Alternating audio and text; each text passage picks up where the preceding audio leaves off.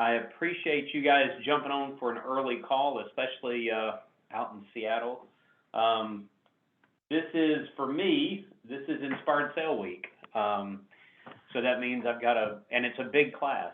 There's 15 franchise owners in this, or 15 businesses in this launch class. And on Wow. top of that, I lose count. There's 20 or 25 design associates. With spouses and everybody else that gets on, the Zoom call today it's over 50 people in this Inspired Sale class. So it's a big class. I appreciate you guys getting on early. I've got to fit this in before I get started with that today. Um, just to give you guys a little insight, the new training sequence that we're working with. So this March class I'm not going to call them the guinea pigs, but they are the first class to go through, where they came to a pre-launch shortly after you guys launched, after your TSA. They came to pre-launch. We've been working through boot camp and Inspired Sale just like normal, but part of their boot camp has been to go out and actually write proposals. And so they write proposals, and then I give them a little video feedback on what they've written. Nice. Well, as you would expect, a couple of these, practice or homework proposals have actually turned into real jobs.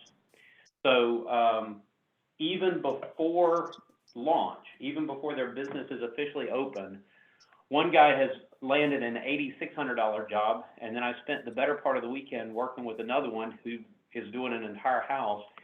And yesterday he landed a $40,000 let's redo the whole house job before Jeez. launch. Nice. So so that's going to be a lot of fun, right? Working through that. And I will spend some time with him this evening making sure that everything gets ordered correctly, since he's not even open yet, technically. But fun stuff. All right, so let's get on to this class. So where are you guys? I want to share the scorecard just to take a quick look. So this is where this class sits right now. Jason is sitting at 10 jobs landed. And again, I'm going to focus exclusively on the jobs landed. Remember, your three big things coming back to TSB is making sure that you get proposals, right? So you should have an average of 6 proposals per week. Now, you didn't necessarily start that way, but between now and when you come back to TSB, you should have your marketing kicked up to the point where you're getting 6 to 8 proposals a week. And you've landed, by the time you come back to TSB, 18 jobs. And we joke a little bit about, getting all the negative stuff out of the way. The reality is you need to have seen enough jobs so that when you come back to TSB makes any sense. So where are we? Jason's at 10 jobs landed. Good job for Jason. Brad is at 4. I know Brad has spent a lot of time working on marketing effort and doing a lot of local marketing stuff, which is going to pay off in the long term. In the short term, it doesn't pay off as quickly as some of the other marketing campaigns do. Isaac is sitting at 22 jobs. Interestingly, he's got $155,000 in sales.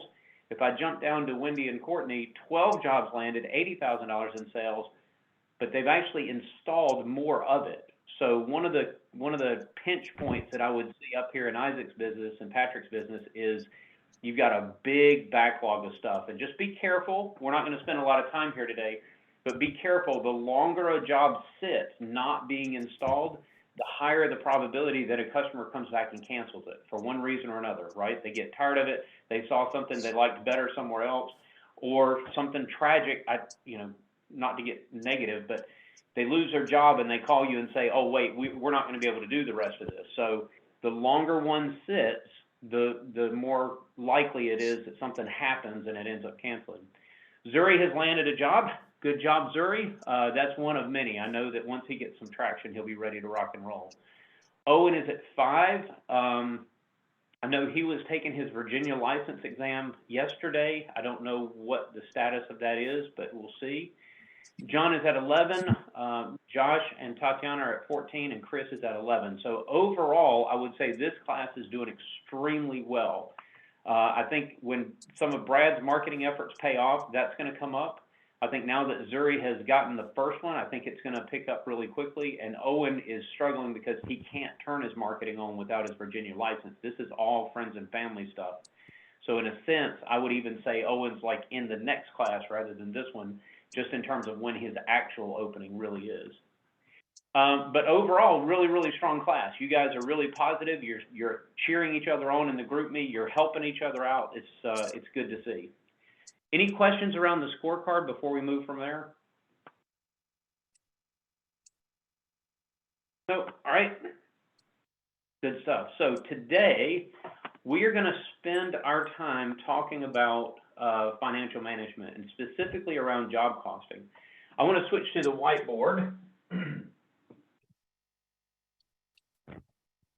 Try to make this a little bit interactive.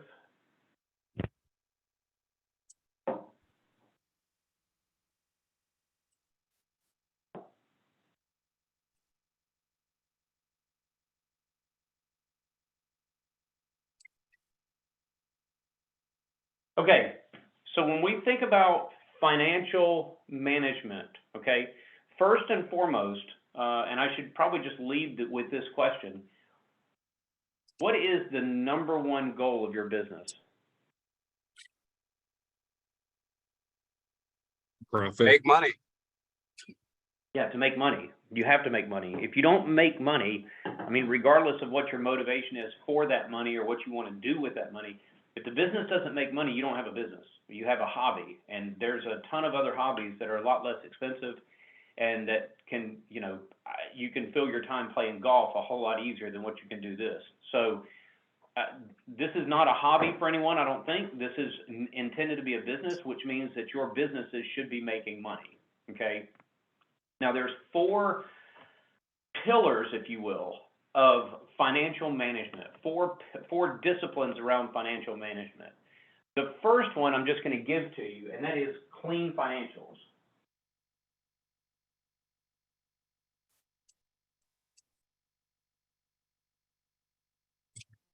What do you think I mean by having clean financials? An accurate representation of what's actually happened, up to date. Okay. All right. So it's accurate.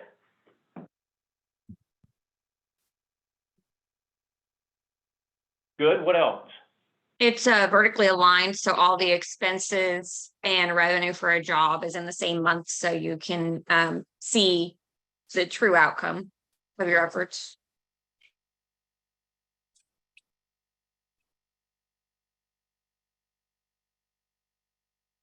Right.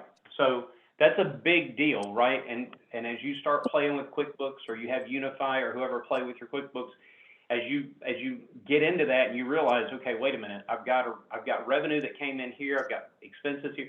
It's got to be in the same month, or you'll never know whether or not you made any money that month. It has to be in the same month. That doesn't mean that you actually spent the cash in that month, but in terms of the accounting, it has to be in that same month. What else do I mean by clean?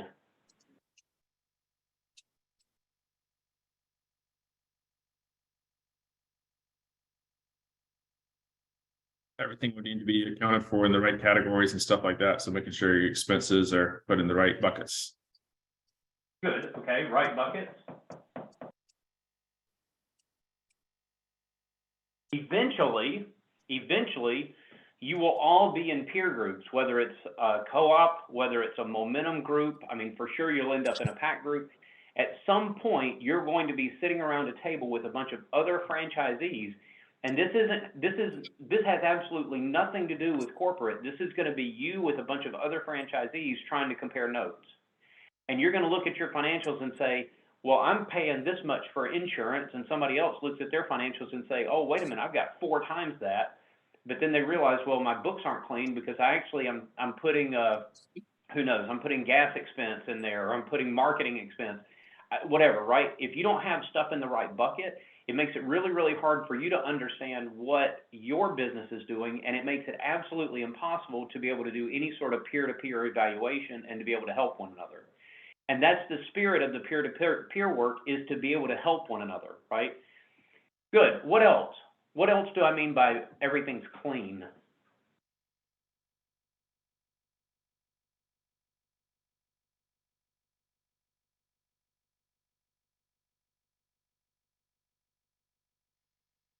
Lost applied against the right projects. okay, so stuff is applied to the right projects.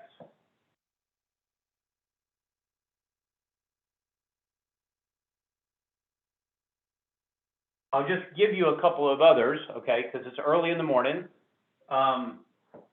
Whatever your revenue is, your revenue in QuickBooks should be the same as what it is in QVinci.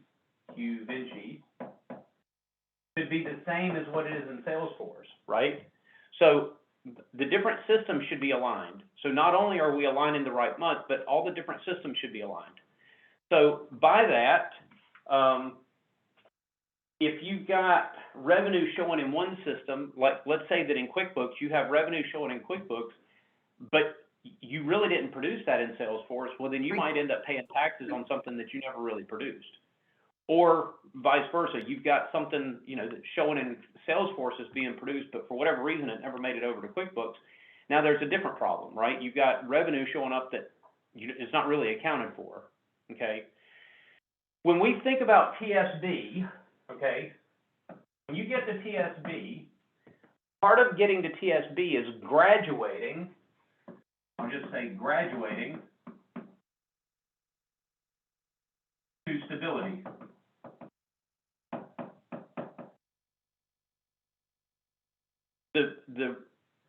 The requirement, if you will, for graduating to stability, in other words, get out of startup, we're no longer considered a startup, and now we're actually running the business and we're in the stability camp. Part of graduating to stability is getting to that 6 proposals per week, getting to the 18 jobs landed, and having clean financials. Okay, those are the 3 big things when it comes to moving on to stability.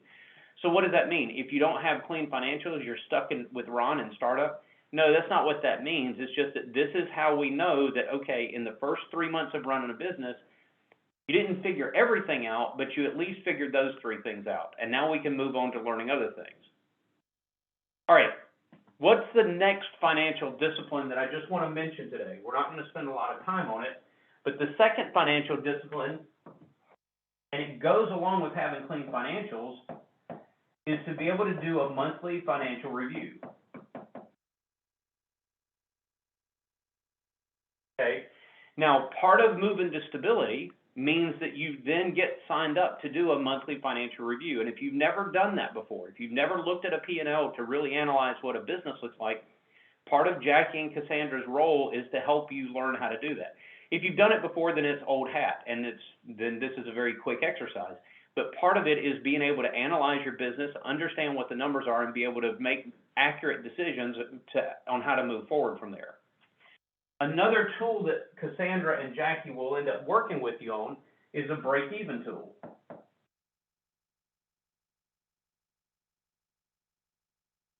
Does anybody know what their break-even is? Just off the top.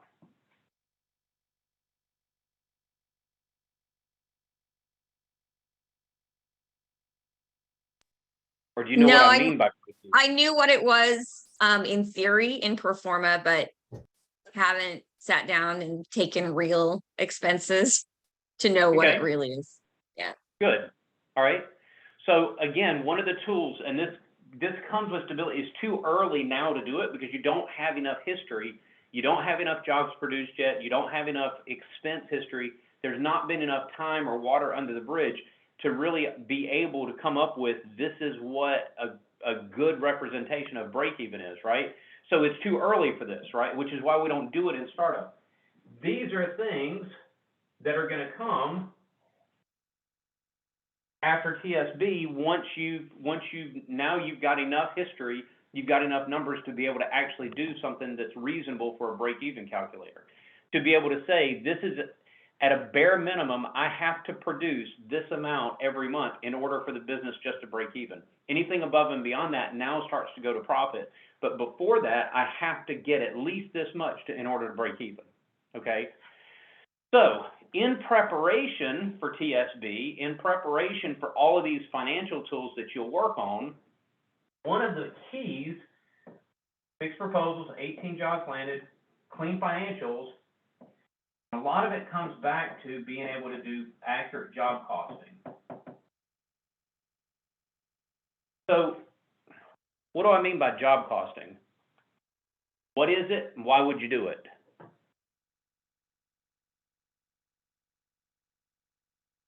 You're looking at the job and the way that you sold it versus the way you actually produced it when the job is completed, and comparing apples to apples to see if you have any margin bleed or anything that you should be using in future jobs to avoid those from happening. Good, all right, so these are easy questions, I get it, this is like 101 stuff, right? What's the point of doing job costing? Why do we do it? Well, we've all made plenty of mistakes, I should say, for myself anyways, and I don't want to repeat those in the jobs going forward. So as I take those lessons from the job costing on the one that we made mistakes on, I can incorporate those in the next job and get closer and closer to where the two match up. Good, okay. This is one of the reasons, it's not the only reason, but this is one of the reasons why we don't recommend hiring a DA like right out of the gate. And businesses that try to come in with an owner and a DA right away the DA tends to wash out pretty quickly. And part of it is because you don't really know what your costs are yet. So you're trying to get a hired salesperson to go out and sell something, but you really don't know what your costs are yet. It takes going through several jobs, 15, 18, 20 jobs. It takes going through those jobs before you really lock in on, okay, this is what my costs really are. And you'll still modify and you'll still play with those going in the future, but it takes some repetition of jobs to really nail down, this is what it costs me to actually do this. And it's hard to bring a design associate on and say, okay, I want you to go out and sell if you're not 100% sure or even 90% sure that the costs that you've got in the tablet represent the real life. So if you miss, let's say that you quoted a job at, we'll just use an example here. Let's say that you quoted a job at 50% margin, sales margin. And then when you produced the job, you realize that you lost 3 points. So you actually produced it at a 47%. So I call this bleed.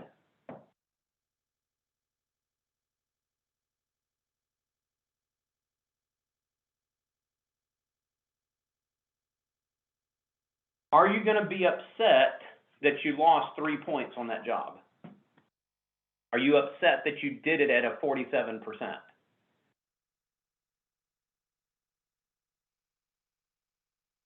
Not on one Absolutely. job, but if you continue to lose 3% over all your jobs, it's a big deal. Yeah, good, right? All right, so quick with the math, if you have $1 million business, what's 3% of $1 million business? 30 grand. Yeah, 30 grand.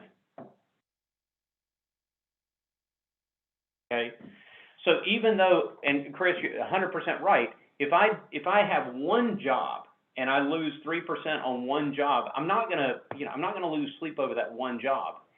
The problem is if I don't learn from that mistake, and then that 3%, it's 3%, it's 3%, it's 3%, and every job that I do is 3%, all of a sudden I find that we're leaving a lot of money on the table. A lot of money on the table. Does that make sense? So I really want, when I have a production bleed, I actually want that to spark some emotion. I want to be mad when that happens. Now, I want to put it in context. 3% of this job happened to be $300. Okay, I'm not going to lose my, I'm not going to lose my temper or whatever else, but I do want to find out what it was so that I can make a correction either in the price list or in the way that I'm quoting or in something that we're doing on the production side, whatever it is, wherever this bleed is happening, I want to understand what that is so that we can correct it and not have it happen again. I'm going to show you two different tools. One is much more manual than the other, but at the end of the day, in order to do a decent job costing, all we're going to do is we're going to take on one side and say, this is my, you can call it your budget, you can call it your expected. On the other side, you can call this your actual. And then we're just going to summarize, and we're going to say, this is what my material costs were. maybe this is miscellaneous material. So maybe material is like my carpet and pad or my hardwood. Maybe my miscellaneous material is stuff that I'm gonna buy locally, like maybe underlayments and thin set or whatever else. Maybe, if you want, you know, there's a way to separate those. One line specifically for freight. One line for labor. And then a total at the bottom. And so when I do a job costing, I should be able to take all the costs associated with the job and summarize them this way and compare, this is what my budget was, and this is what my actual was. So when I'm filling in these numbers, this is cost, not price, right? So there's no margin in this. This is what I was supposed to spend, so this is my cost, and then actual, of course, is also cost. Margin is something different. So let's take a look. I'm going to switch back over to the other screen, and let's take a look at one of the tools. I've sent you all of these files so that you have them. If it's easier for you to see them on your screen and just pull it up there, that's okay. But I want to pull this all together on the same page.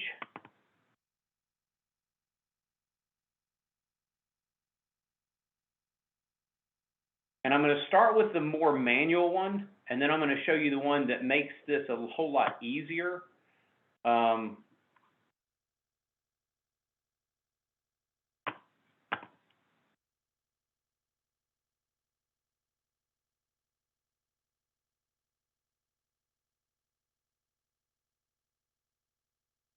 All right, so this is an example. Let's just make this a little bit bigger. This is an example of a job costing sheet, okay?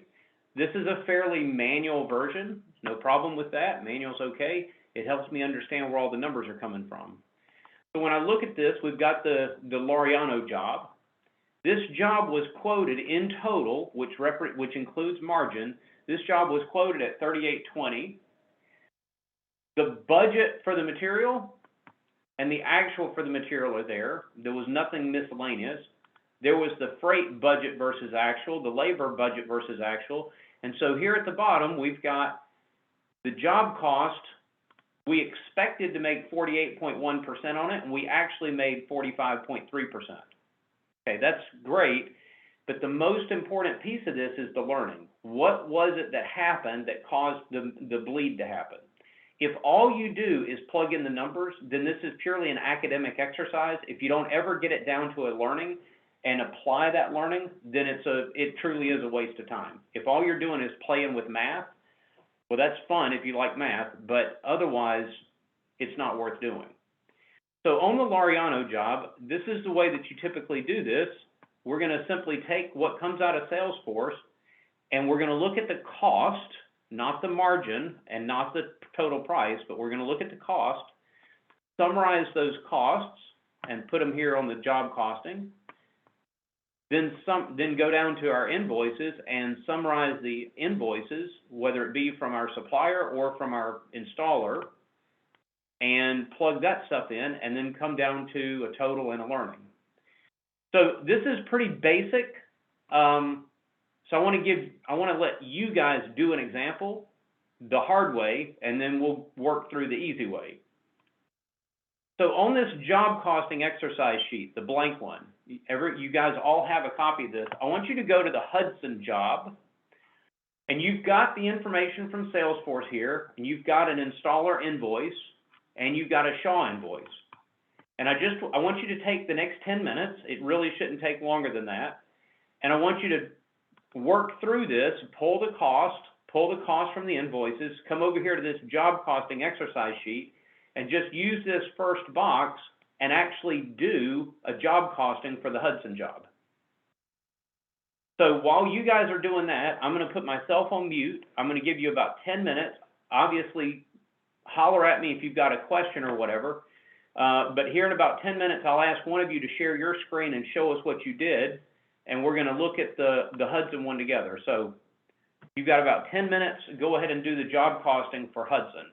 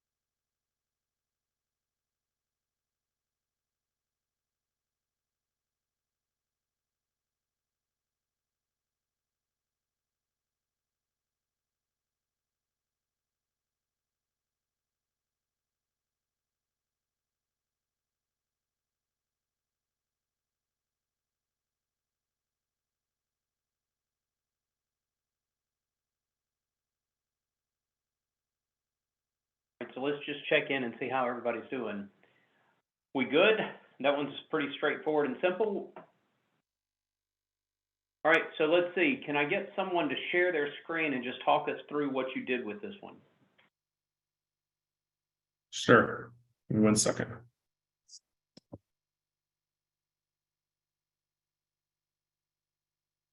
Can you see it okay? Yep, we've got it. All right, so this is what I came up with. I made some mistakes at first, looking at the total price off of the sheet instead of the actual cost, but went back and fixed it. So just plugged in, I totaled up on a calculator, materials, added those in where they go. He didn't really have any miscellaneous materials. Did the same thing with freight, same thing with labor, and then came back and plugged in the actuals from the job costing sheet over here for the individual job. And that pretty much gave me what I needed. And then I could already tell as I was plugging those in where the issues were at. So went back and put the learnings in there as well. So his cushion cost was not what it should have been. And he seriously underestimated freight. And that was really it. Like all of his labor stuff was pretty spot on. I'd probably leave that alone so he has some cushion built in. Okay. One other thing that I would ask you to do is at the top where it says revenue, plug in the total, if you'll plug in the total revenue before tax. So this would be your price before tax. If you plug that in from the sheet, so that's going to be your 30, 50, 65.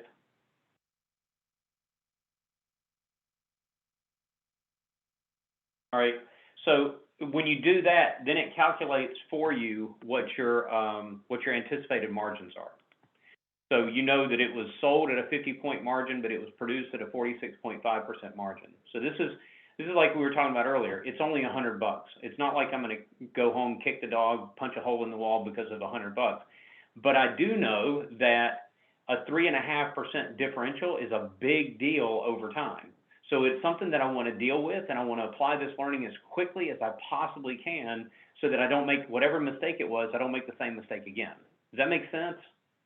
Yeah, I had a question, looking at the pad being the difference in price, it's the difference between buying a whole roll and using what you need.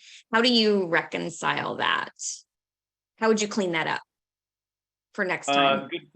Good question. So a couple of different things that you can do, right? And it's how you want to deal with the calculation, if you will.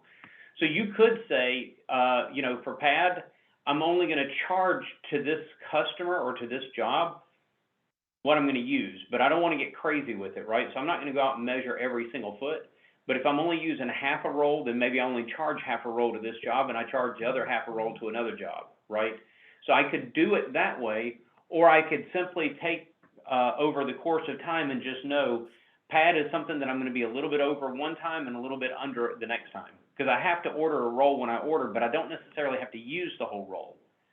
And I will tell you, at least in my case, my wife managed the warehouse and she was very, very tight on pad. If a job was only going to take, X number of yards, if it was a half a roll or a quarter of a roll, she would go out to the warehouse and cut that part off of a roll to give to the installer, so that we weren't counting on the installer to bring back what was left, but we were giving them what they needed for that job. And that was we normally picked up, I specifically picked some jobs where we went the other way, but I normally she gave the installer only what they needed for pad.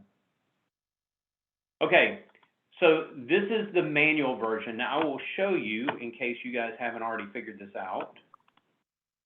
If you want to see more of the manual ones, okay, if you'll right click on any one of these tabs down here, it doesn't matter which one, if you'll right click, you can unhide, and you're going to see that there's quote unquote answers, or you'll see the way that I approach job costing for Hudson, for Burke, for Morris, and you'll also see for those three different ones that are laid out here, okay? Now, this is the manual way to do it. One of the nice things about doing it manually, as Isaac picked up on, was as he was going through it and plugging things in, he already knew that this is where the problems were, right? He already picked up on that. But manual takes a little bit of time. So there's a new tool that I sent you guys, and Jason's already had a chance to look at it and playing with it with Ron. Pull this tool back up.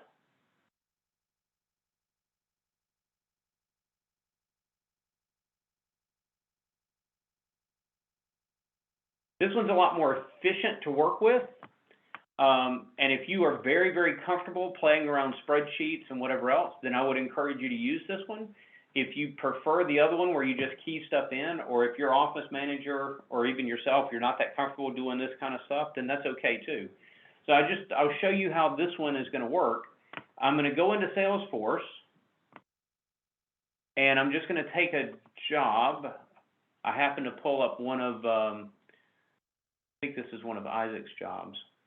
Walter Geiger might sound familiar. So if I'm going to click on his landed job here.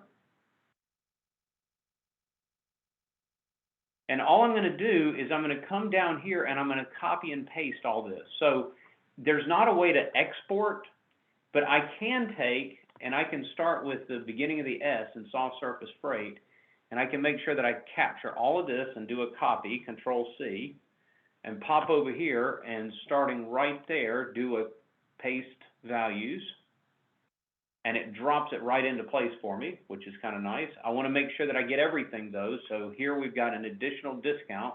Let's make sure that we pull this in, just so that everything adds up correctly. Okay. And so what this allows me to do is this allows me, without having to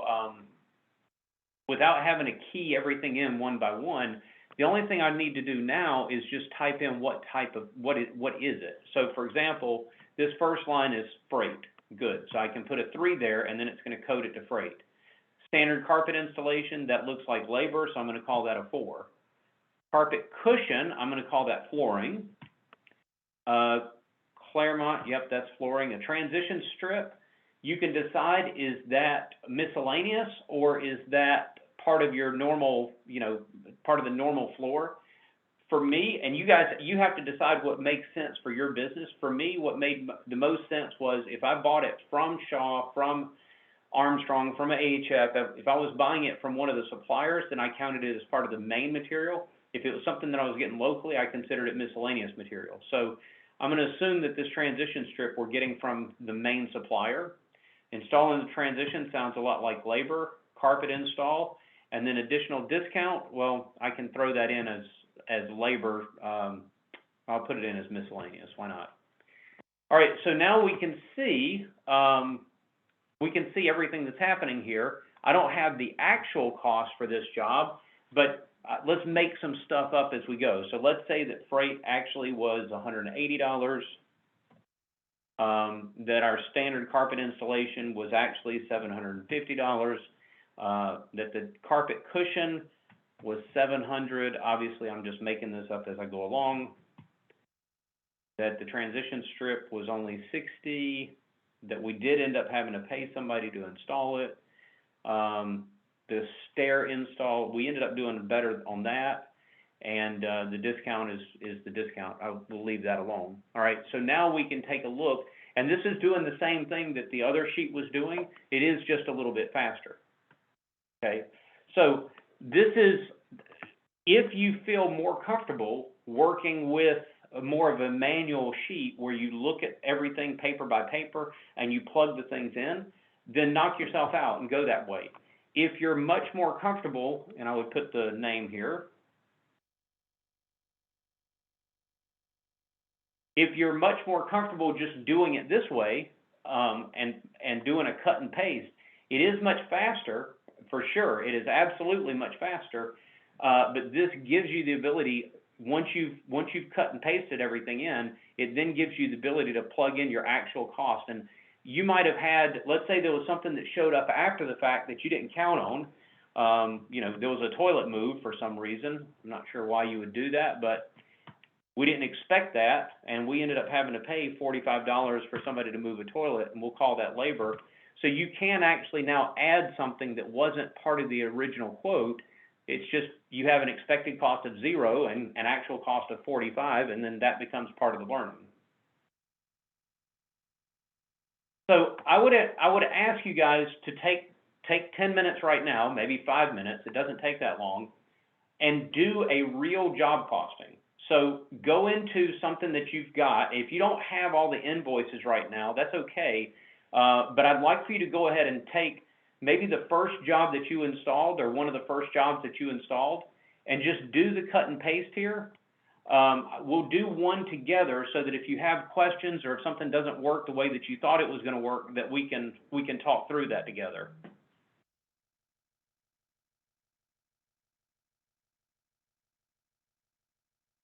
Once again, I'll put myself on mute and let you guys work, and let's get at least one job costing done.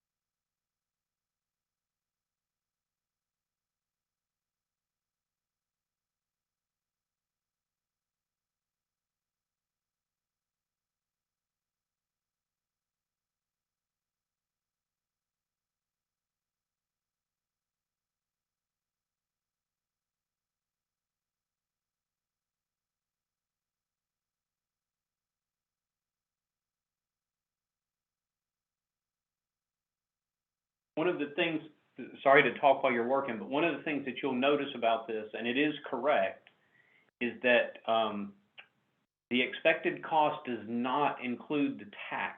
So you're dealing with this on a pre-tax basis, and your job costing is done on a pre-tax basis. Once in a while, it makes sense to actually do like a little sales tax audit and just make sure that you're charging the right amount for sales tax, so that you don't get caught there. It's different than job costing, but that's a little sales tax audit is something that's worth doing from time to time too. You won't pick that up in this tool. That's a different tool.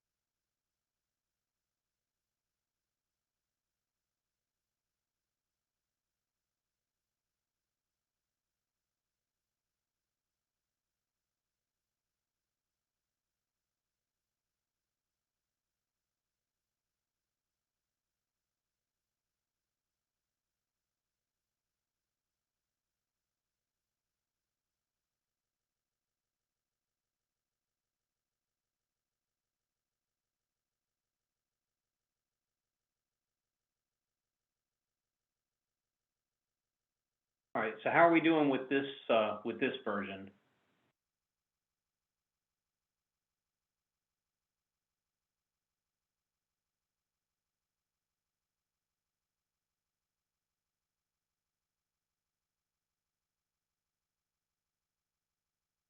One of the things I'll point out on this version of the tool which I do really, really like, is that as you plug more and more in, so we've got Walter Geiger, as we put more down here, we work our way down through. As you do more and more of these, at the top, it's gonna summarize for you a monthly summary. So you'll see at the top, this is, this is what April looked like.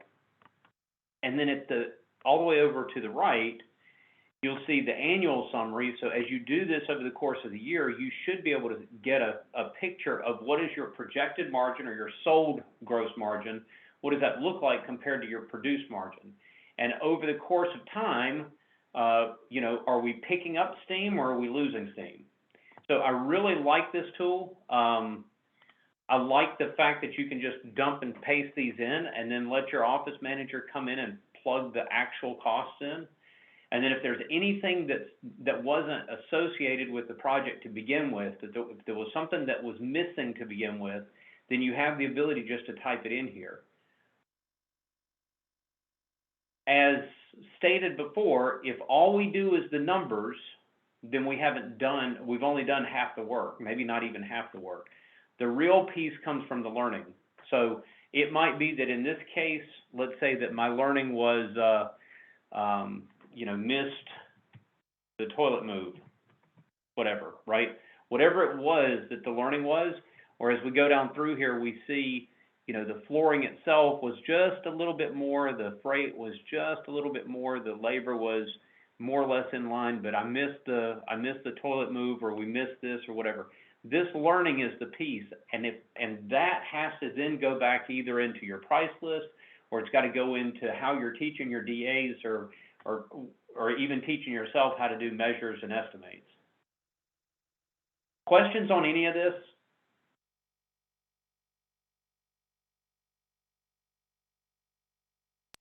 All right, so your not big assignment, but one of your assignments before TSB, when you come to TSB, you should have every job costed. Everything that you've produced up until that point, you should have it job costed. And the point of that is, again, it's not an academic exercise. It's so that you are actually starting to see where it is that things can be tightened up or where things need to be modified. Questions on anything we've gone through today? Hey, Arlen, I was gonna ask the group a question. As far as my installers go, I've used 5 different installing teams, and one of them gives me an invoice. I've used them numerous times, and all the other ones, they just count on me to pay them what I had in my estimate. I haven't received invoices from 4 of my 5 teams that I've used. And I was Okay. curious whether everybody gets invoices or not. We have not gotten invoices here. It's very much the same thing as you. So we do the work order with what we agreed to pay them. And then we have them sign it after they've received payment and everything. And that's what we're using for our invoice totals.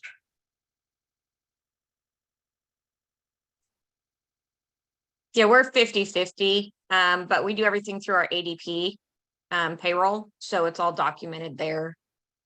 And then I upload what we agreed on. Nice. Nice. Other questions? No, I just gotta say, I love the new sheet. Ron was talking it up last week, and yeah, it makes it very, very simple. So looking forward to using it. It is. And I know Jason, I know you spent some time sort of test driving it for Ron, so thank you for doing that. Good stuff. Yeah, I hated the old one, so he sent me this Yeah. one. Yep, it's good. I Part of still continuous have improvement. I have a question. Is there a best practice? Like we charge to the invoice something like subfloor prep and if we're buying the material, that's sort of a material and labor. Is there a best practice for how to handle that? Handle it in what way? Like subfloor prep is basically a per square foot estimate that I'm going to pay my installer like 50 cents a square foot, but I'm also going to supply him with the whatever material he needs, like the leveler or whatever. So, I'm going to have what I would consider miscellaneous material and labor go into that one line. Yeah, I would, I know one of the things that a lot of franchisees do is if it's subfloor prep, they just have the installer bring all the material for the subfloor prep so that it's all part of that one line.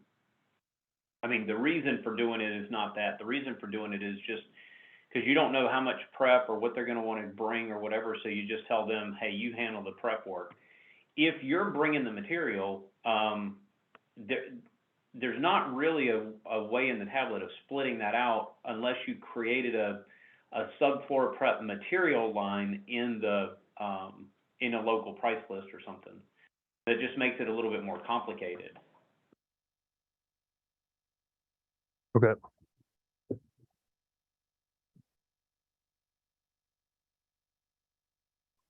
Good. Well, guys, if there's not any other questions, that's what I have for today. So I'm giving you back 30 minutes of your life, and I will see you guys again soon. Awesome. Thanks again. Thanks. Good luck with that big class too. I can't imagine having 60 people on there at one time. It's gonna be a challenge. 60? But that's okay. Yeah. It's almost like a network call. Right. That's right. Bye, guys. All right. Take care, guys.